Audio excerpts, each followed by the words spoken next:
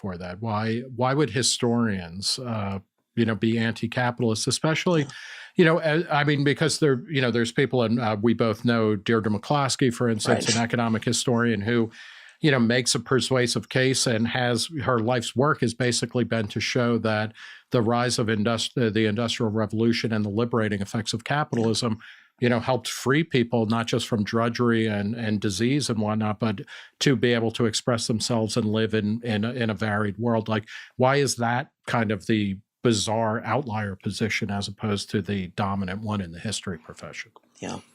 My own take on this is a combination of being detached and separated from economic methodology. These are scholars that really do not have even a basic functional understanding of what capitalism is or does, and are certainly not informing themselves. We see that in the example I give with Ed Baptist and basically reinventing GDP stats. Right. That's not an ideological question. That's a methodological question, and he's just out to lunch. He doesn't know what he's doing.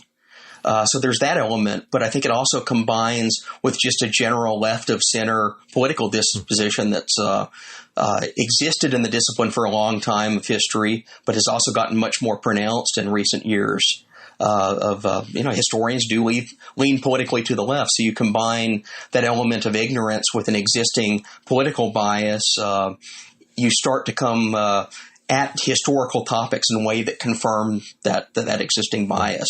You start to look at instances of slavery and say, wait a minute, that's capitalistic, therefore slavery was capitalism. Right. Therefore, all my biases against slavery or against capitalism today are confirmed in slavery. And it's almost, you can argue, you point out in the book that many of the contemporary historians will talk about income inequality. They'll talk Right. about the Occupy movement or something related to the financial crisis or moments that are taking place right now, and they kind of work backward to say this all started with slavery.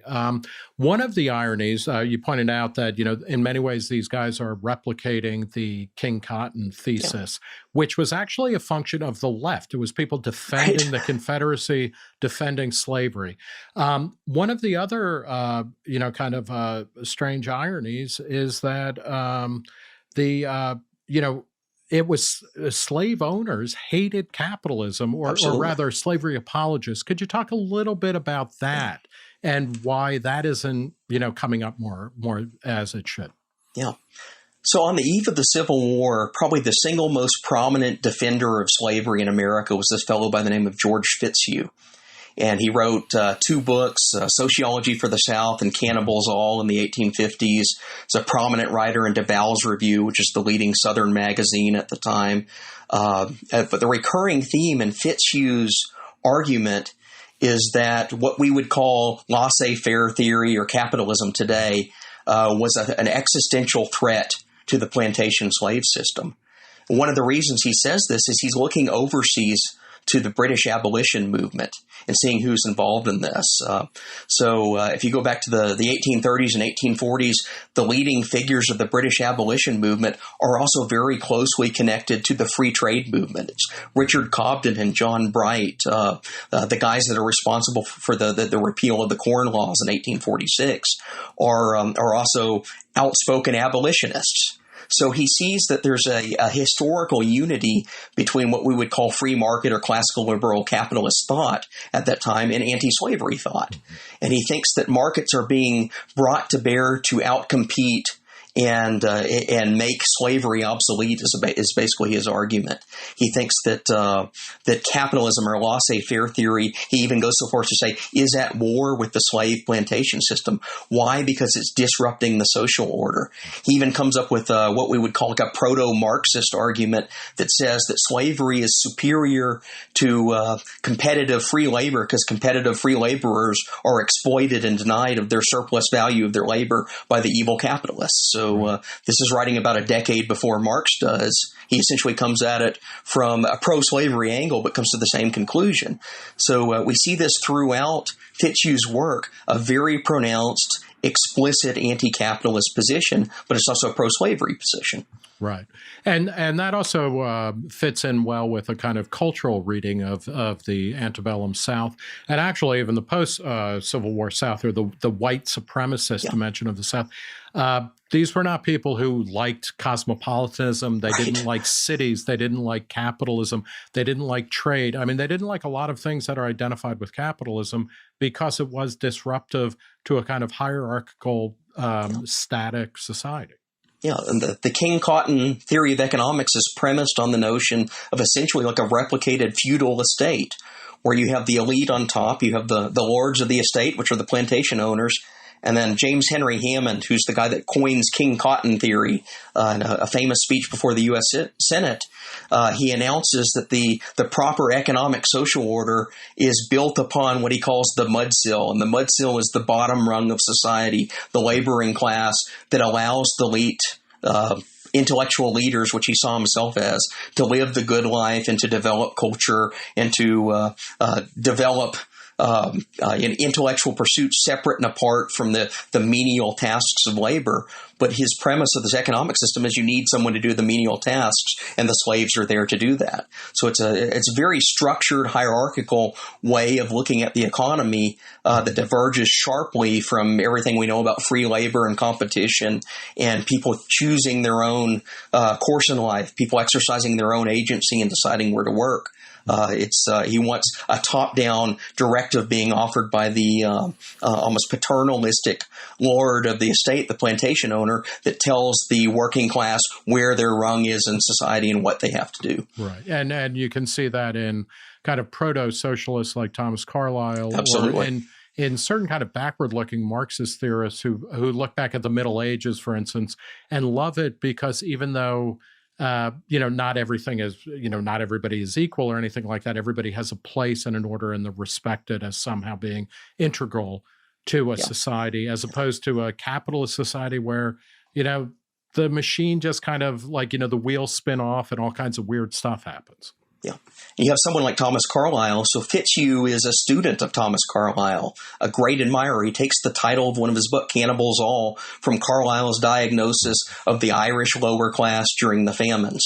And he says that this is similar to the slave situation. They're like the Irish peasants, basically. So you have a disciple of Carlyle that's carrying forth this anti-market bias, and we see this taking place in a dialogue across the Atlantic. So Carlyle's famous, he coins the term economics is the dismal science because economics wants to free the slaves, wants to emancipate the colonies. Well, you see someone like Fitzhugh picks that up and runs with it and says, yes, this is also true in the United States. The dismal science, the science of Adam Smith and Richard Cobden and John Bright and David Ricardo wants to liberate the slaves of the South. So in one of the most glaring passages in his book, he says, I want to displace this political economy of freedom. I want to toss Adam Smith and Jean-Baptiste Say and all of these great liberal economists into the fire and replace it with this paternalistic kind of feudal approach to an organized society and its economy. If one of the major misunderstandings then and part of your critique of the 1619 Project is that it misunderstands the economics of slavery and the larger kind of set of issues and realities that come out of that. Another big part of it has to do with the work by the editor of the project, Nicole Hannah-Jones. Could you talk a little bit about what her primary mistake is as you see it in that work? What was that? Right. So Nicole Hannah-Jones wrote what could be considered kind of like a synthesis essay of summarizing all the purposes of the project. But she also takes on the main treatment of the American Revolution and covers basically the period from about 1775 through the Civil War. There's a big focus in her essay.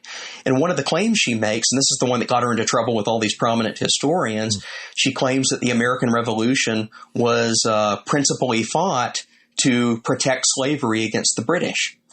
And this comes about from what I would argue is a very poor misreading of bits and pieces of the evidence of what's going on in the anti-slavery scene on the eve of the American Revolution. There are two events that happen. One is in Great Britain proper, there's a famous legal case that frees a slave that's brought over from the colonies into England. Basically, he petitions for a writ of habeas corpus, and the judge grants it to him on the grounds that he was being held against his will in England when there's no law in the book that establishes slavery to hold them there. So this is a major victory in the sense that it triggers the British abolition movement. This is 1772. So she says, well, wait a minute, abolition's emerging in Great Britain. That's true. But she also mistakes that for a motive in the colonists. When they revolt, 4 years later, start to resist the crown, she makes this argument that the 1772 decision in the British courts was now seen as an existential threat being carried over to the American colonies, which is not true at all. So it's kind of like if America doesn't break free of England or of Britain, Britain is going to outlaw slavery. Exactly. Yeah. So, why is that obviously wrong? Well, the first and clearest point of evidence is Britain does not outlaw slavery in its own remaining colonies for another 50 years after the American Revolution. It's not until 1830 that Britain really starts to seriously consider emancipation in its Caribbean holdings, all of its other colonies around the world. And that comes about after a 50-year legislative slog. We have the first evidence. It's in, I believe it's 1789 is the first attempt to have a serious discussion about just outlawing the British slave trade in Great Britain proper. It takes an almost 20-year battle before that bill even passes Parliament. So there's very little evidence that Britain was on the precipice of abolishing slavery in the colonies, and quite a bit of evidence to the contrary.